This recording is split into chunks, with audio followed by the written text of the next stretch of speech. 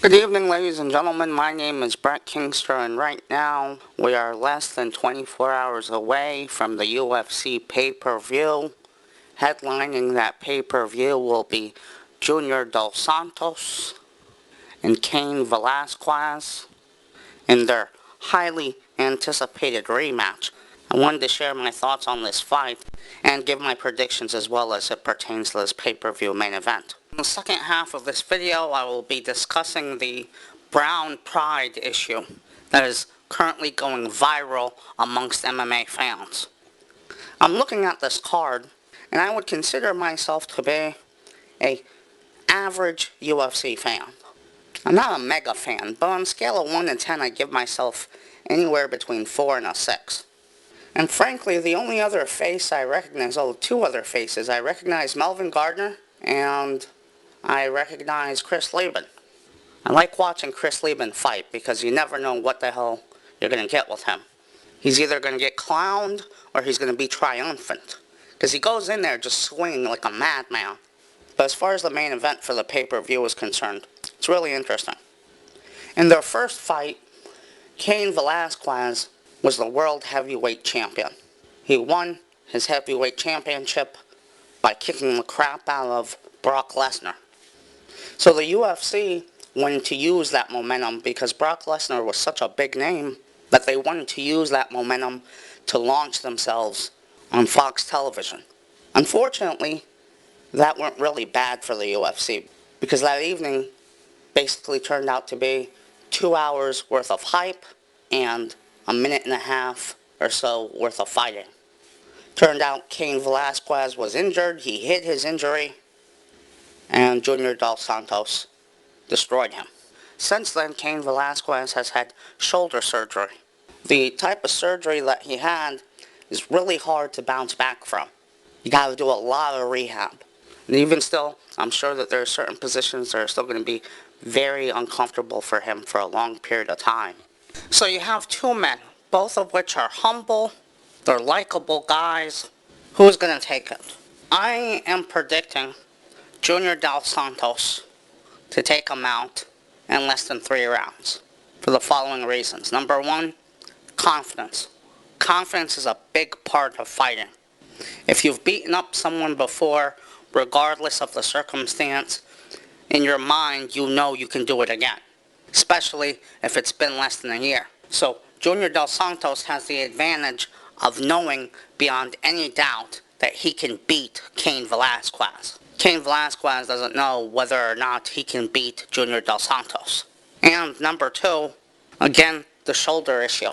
Even though Cain Velasquez did have a fight after the loss to Junior Dos Santos, and that fight was a very impressive beatdown of a giant of a man, literally a giant of a man, after having that shoulder surgery. Still, Bigfoot Silva is no Junior Dos Santos. Now people might say, well, Brett, what if he shoots for a takedown and turns it into a ground game? Frank Mir couldn't do that to Junior Dos Santos. Roy Nelson couldn't do that to Junior Dos Santos. Both of those two were trained killers with incredible takedown ability. Remember, Frank Mir tapped out Brock Lesnar in their first fight, even though there was a lot of shenanigans having to do with the referee. Still, if those two couldn't take him down and beat him, I don't see Cain Velasquez being able to do that. So yeah, if I was a betting man, my money would be on Junior Dos Santos inside of 3 rounds. I think both of them have too much power for it to go 5 rounds. And now for the second half of this video. Before I begin the second half, a few quick reminders if you'll kindly indulge me.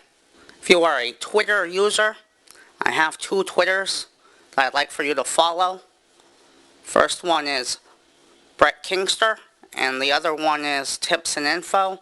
I have a channel on YouTube that I'm going to be doing a lot of innovative stuff. I highly recommend you check it out if you can. That's YouTube.com/tips and info. All the links will be below this video in the description column. I also have a website that shows some UFC stuff, but it's primarily focused on scientific and theological debating. That website's called BigTimeStars.com. It would really mean a lot to me if you would kindly check it out. and create yourself an account, upload some videos, and have a good time there. Lastly, I have a PayPal account. If you're kind enough to send a few bucks my way, it would really help out the various projects I'm working on, and I would be deeply grateful for any support you can give me, even if it's nothing more than liking or sharing one of my videos. So on to the second half.